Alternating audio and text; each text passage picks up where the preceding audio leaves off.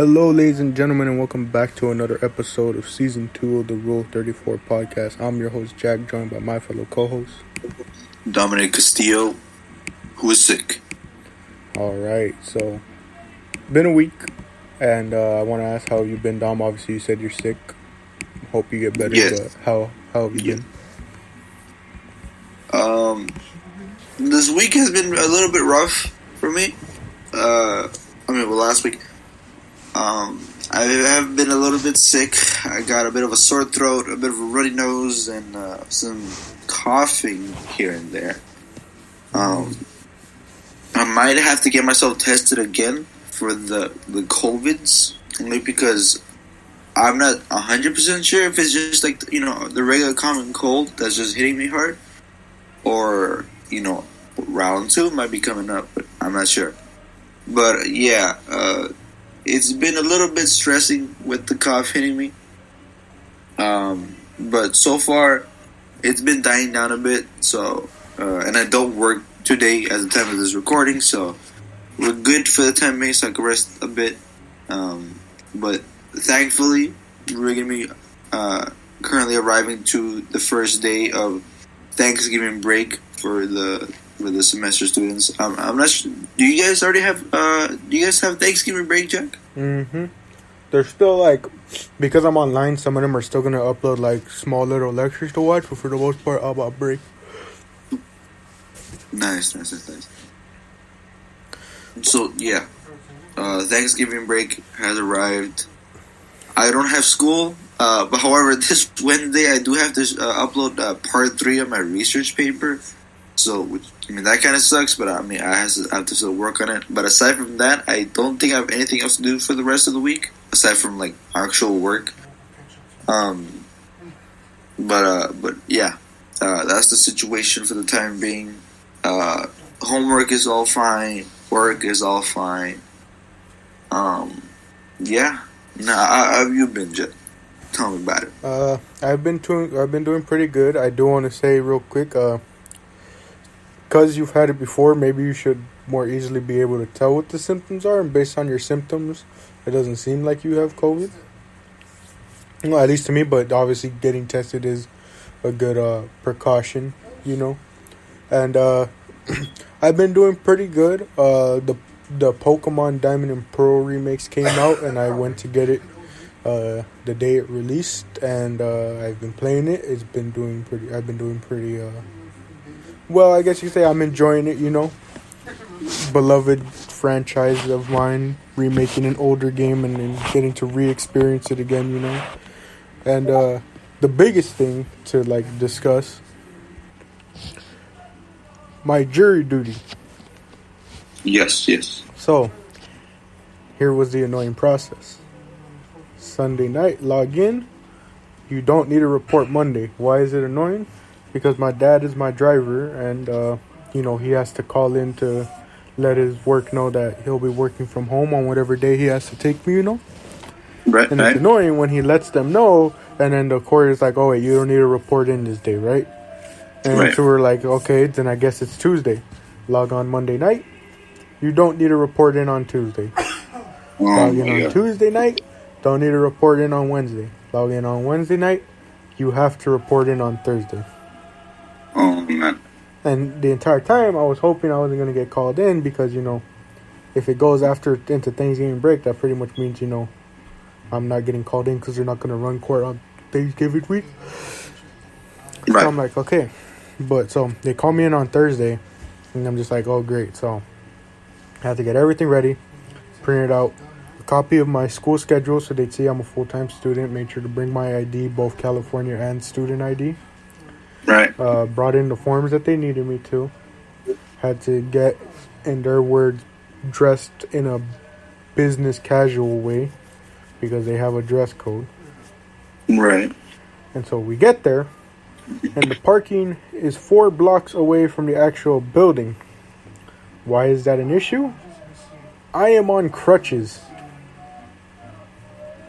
So, have to walk those 4 blocks on crutches, go through the security, wait for the elevators that are really slow and take a long time, and I barely get there in time for when they're calling the names to see who's present.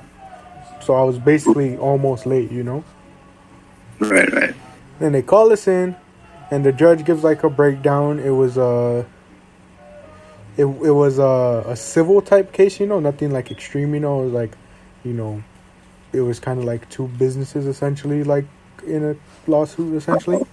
Right, So right, nothing right. extreme, but Right.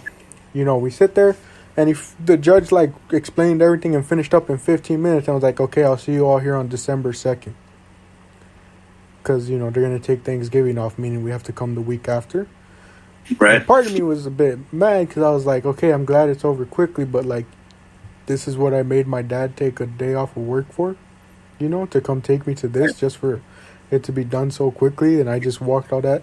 But then the bailiff comes out and he tells anyone, if you have an excuse, I've broken it down into categories. You let me know which category you fall into, and then you'll each go in category based on each category to explain yourself to the judge in hopes of getting dismissed, you know. Right, right. Excuse more likely. And so I classified under medical because, you know, I'm on crutches, and school because I'm a full-time student. Yeah. And so I had to wait there while everyone else goes because there was people there for saying they already had vacations booked through for the duration of this trial. People who had financial hardship. People who like had language barriers, you know, like they don't speak English well enough, so they wouldn't be able to participate in the jury properly. Yeah. And then a couple other people for medical, and then I was like the only one for school. Uh-huh. So I go in, and then the judge is like, all right, what's your excuse? And I'm telling him, well, I'm here for medical. Obviously, as you can see, I'm on crutches. And the one thing I told him was, you know, look, I know I'm not going to be walking around such a small courtroom a lot and stuff, and you can make the space available for someone like me to accommodate, but what wasn't accommodated for me was getting here.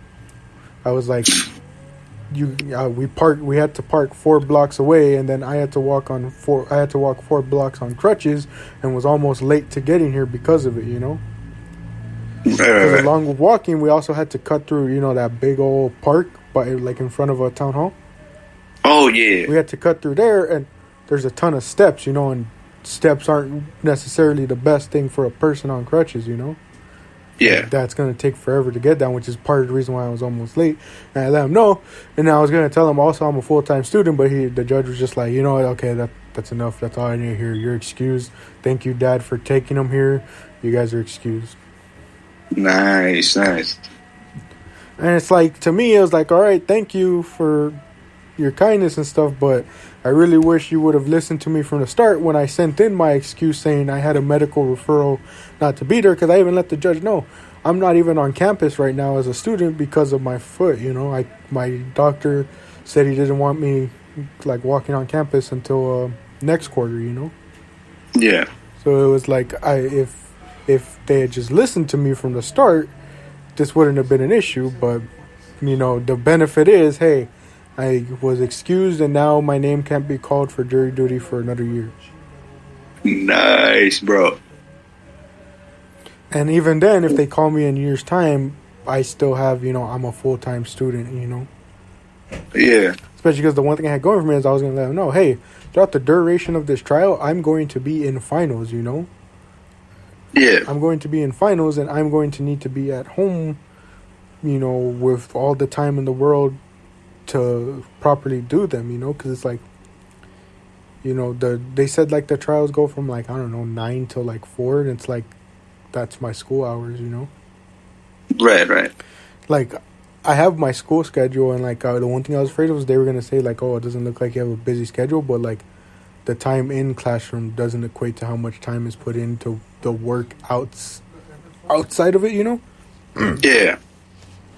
But you know, it's like it just more so like I obviously I wouldn't mind doing jury duty if it was more convenient, you know. Right, Like, right. I can't take all this time out of my schedule when I'm in the middle of school, when I'm dealing with a medical injury, you know. It's like, and it's like, I've seen people try and say like, oh, you know, like I was telling my dad, there was like this one guy who was like really like trying to be defensive about it, like that I saw online when I was doing my research. He was like, "Oh, you can't skip jury duty and try and get out of it. It's like it's a freedom, and like and all this stuff." And like it was like, is that really where we're drawing the line of what's freedom? Is the ability to serve on a jury duty? And like obviously, it's like, okay, yeah, most countries don't get that privilege, but like we're talking about people having to like forcefully serve on a jury, not by their choice. So how is it a freedom, Right.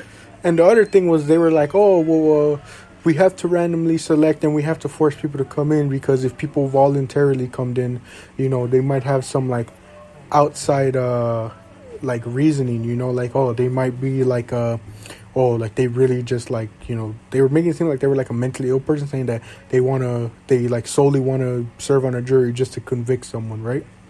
Right. And the one thing I was saying to my dad is, isn't that what interviews and background checks are for then? Because if you're randomly selecting these people, who's to say you don't randomly select someone like that, Which is what I was telling my dad, they should just make it a voluntary thing. And hell, at that point, make it an actual job that people can get paid for. Because if you do that, I guarantee you can find a plethora of people who would be willing to serve on jury duty with no complaints. Interview them, get background checks on them, and boom, you have all the jurors you will probably need, especially because the one thing I was telling my dad is, look at all these people out here homeless that are struggling to find jobs, and obviously, again, you got to do background checks and interviews to make sure they're mentally fit to serve, and all that. But like, all these people who don't got jobs, look at all the veterans who come back from war and then this country doesn't take care of them, even after all their years of service, it's like, look at all these people who are looking for jobs, You're telling me going up to those people, homeless, no shelter, struggling to get food. If they're mentally fit enough for it, you're telling me they wouldn't take a job where they get to sit in an air-conditioned room for, 8 hours a day, and all they have to do is just, abide and simply say that, yes, they have to, be truthful with their opinions and their verdicts, and not be influenced, Right. And if your whole thing is gonna be, oh, well, maybe they're not educated enough to serve, who's to say that the regular citizen is, because they called me, and does it look like I know anything about the court system, anything about what stuff's gonna be said? Like, that was gonna be another thing, was I was gonna like tell them, hey, I don't think I can serve because one of the rulings of the court is you can't go and do your own outside research because they think your influence is going to be your opinion is going to be altered, Yeah. And it's like, well, it's not necessarily that I'm trying to compromise the case, it's that I'm just trying to learn more to, understand what's being told, If I'm hearing a bunch of stuff in court and I'm not understanding it, of course I'm going to try and go and do my own research to figure out what I'm even listening to, Yeah. So it's like, if that's the issue, then guess what? Similar to other jobs, when you hire them, you teach them, you give them the resources they need to learn what to do their job. It's like we have an outdated system that they are just refusing again to fix because they want to be set in their old ways. True. If there's, like I said, if there's so much worry about people having an outside like reasoning as to why they want to be a juror, like that's what background checks and interviews and mental evaluation, mental health, like, or what I'm trying to say, right? Like evaluating people's like mental state is for, Yeah. Evaluate them, see if they're in the right mindset, to even have this job, because it's an important government job, Yeah. And that's another thing. If you made it a government job, government jobs usually have really good benefits. Guess what? All these people, like I said, that are sitting there out homeless, no shelter, barely making anything, they now have, whatever benefits may come from a government job, like health insurance, or something like that, Good enough pay to at least get an apartment, True. But so that's my thought, and that was like my whole thing was just, man, they're what a really outdated system, you know. Yeah. I feel like this whole Georgia system, this should definitely be on a sort of like the more you do it, you get paid for it, right? Yeah, because all they give you is Definitely. like $5 a day, and like, Yeah. you know, it's like, think about all the people who have to take times out of their jobs that they really can't afford to because the jobs aren't forced to pay them for the days they miss. $5 Right. isn't a good enough compensation for a day's wage that could go towards paying a bill, you know, or helping out with like rent, you know. Yeah, true.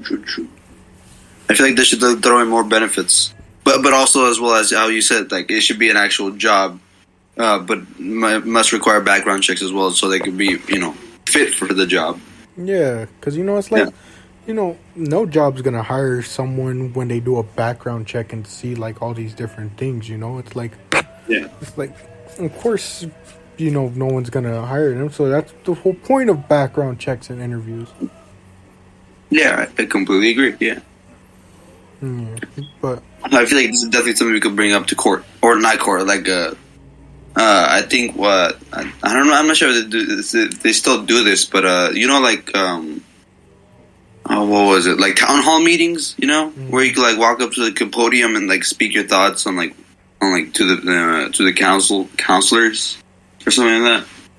yeah, I get you. And maybe we could throw in that idea you got, and then boom, we might actually get something rolling here. But I feel like that's going to require like some sort of like how would you say, like financial deposit to do so, if that makes sense. I don't know. I get you. But yeah, hopefully, man. Hopefully. For those who don't know, we're kind of on a time limit, so today's episode is going to be shorter than usual, you know. But Yes. with that being said, Dom, do you want to get into today's topic? I think we have enough time just to quickly discuss it. Yeah, we got some time. So we're back with another, you know, whatever you want to call it, music review, music breakdown, music analysis. And funny enough, I pitched this idea to Dom right after we finished our last episode last week. And we've kind of been sitting on it the entire week because last week we were busy, so there was no day we could do a second episode. But so the track we're reviewing today was the recently released Juice Wrld song. It's a single, I believe, for his upcoming album. It's his second posthumous album coming out. And the song is titled Already Dead. Now, I know this isn't necessarily your area genre of music, Dom, or at least from what I think, or at least know about you and your music taste, but I wanted to, like, obviously review it here on the podcast with you, because I think it's a very interesting song and discussion that can come out of it, you know? Right. But so first off, what were your, like, initial thoughts on the track? Well,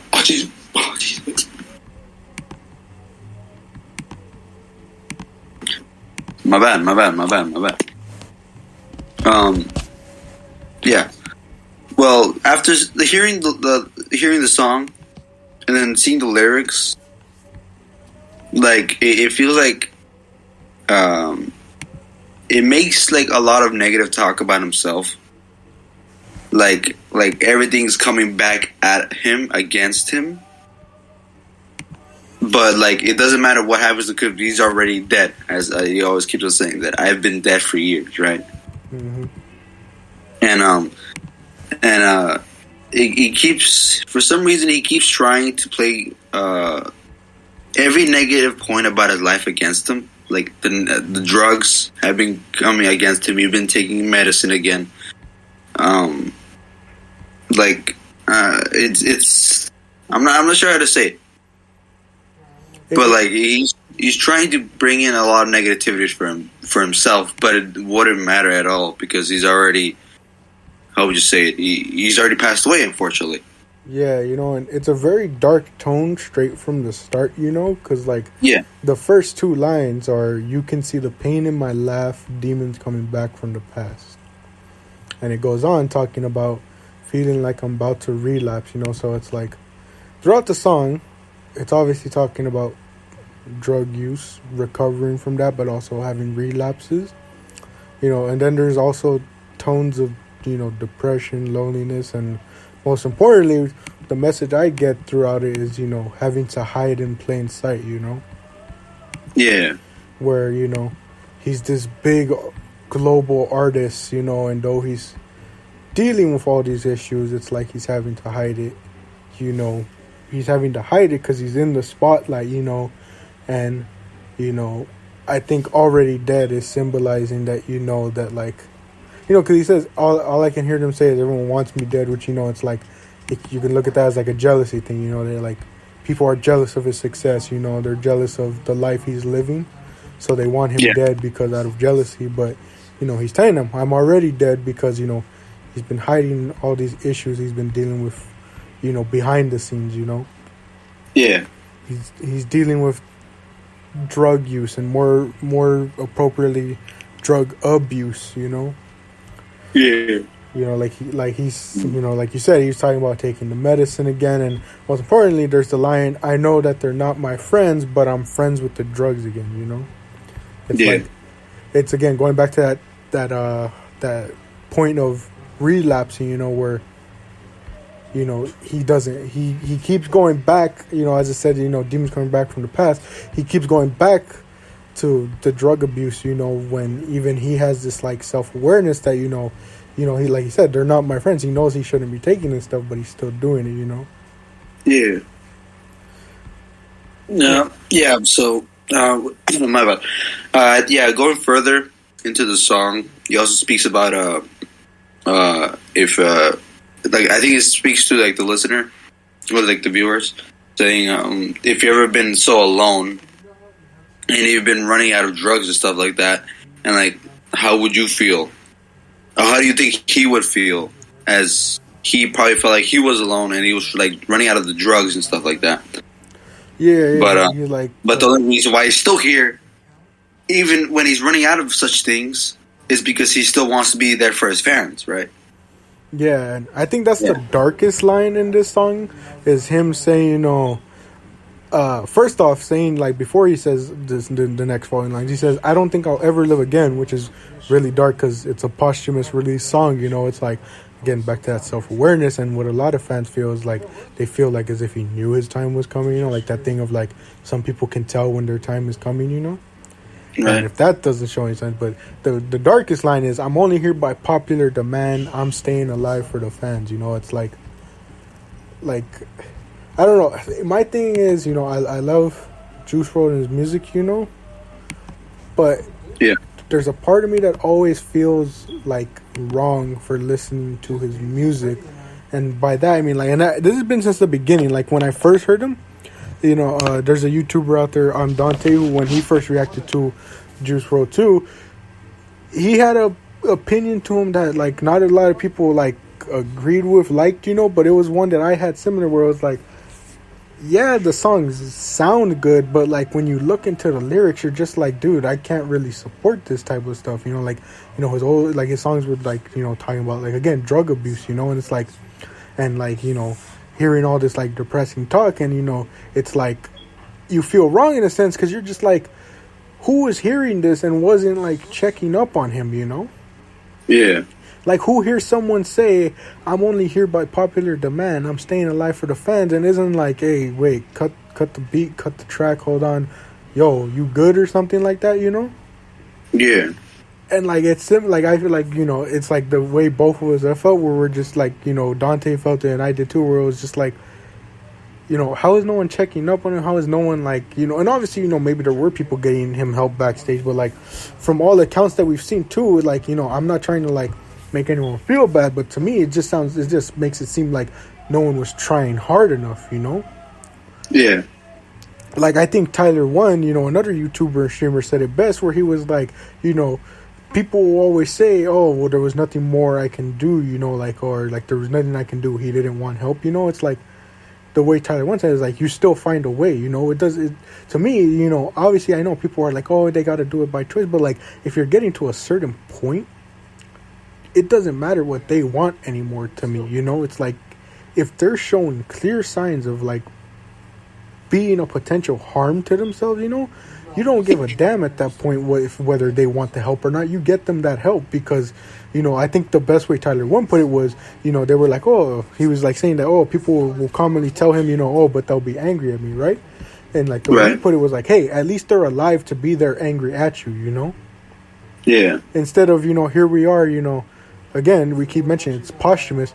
He's already passed away because of the drug abuse, you know? Yeah. And it's like, you know, what was stopping these people from getting them that help? And like, it made me even angrier because I remember seeing, like, apparently, like, the cameraman or the person, like, who, like, filmed a lot of the stuff for the documentary that's going to come out. He was like, oh, you guys aren't going to like it because, like, there's just, like, a ton of, like, stuff that is hard to see, you know, like, which is basically like, hey, there was probably, they filmed, like, him doing drugs and stuff. And it's just like, I saw that and I was like, this is so stupid. You have it on camera and that's what you chose to do. Oh, let's film it for the documentary instead of, dude, stop, you know? And like, they always say, oh, he was planning to go to rehab, like, after, like, the latest album was to release or something like that. Like, I forgot, like, what they were saying, but it was like, you clearly were filming him for a documentary doing this stuff and no one stepped in. No one was like, dude, take it easy, you know? Or, dude, come on, you don't need to be doing this, you know? Yeah. Like, it's like, how did no one step in to, like, help this man during this, you know? And it's like, you know, it's difficult because, you know, he's talking about loneliness and all this, you know, and you just wish the guy got help. And you kind of look at these tracks and you're just like, how did no one, you know, do more, you know? Like, I get it, people maybe behind the scenes, like, we don't see, we're trying to help him out, but like, hearing songs like this doesn't reassure us of that fact, you know? Yeah. That, like, he's still continually singing these songs with lyrics like this, you know, about his depression and loneliness and how, you know, he sadly keeps going back to the drugs when, even though he has the self-awareness, that's the one thing I always, you know, that, again, like, it almost in a sense angers me, is that his songs had so much self-awareness for the fact that he was abusing drugs and that, you know, he had this self-awareness that he knew he shouldn't be doing it and that, you know, but there was something in him that couldn't stop, and it was like he needed that push from, like, an outside source to get him to stop.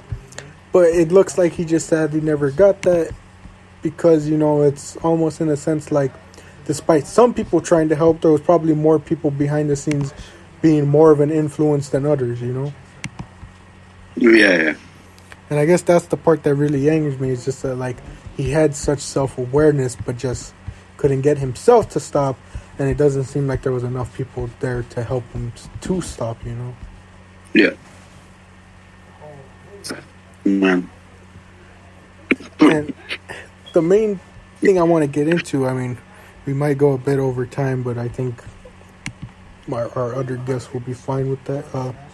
I just want to real quickly, because it's something I really want to discuss lately, especially because, you know, it's been like really big trend that people have been discussing, is men's mental health, you know?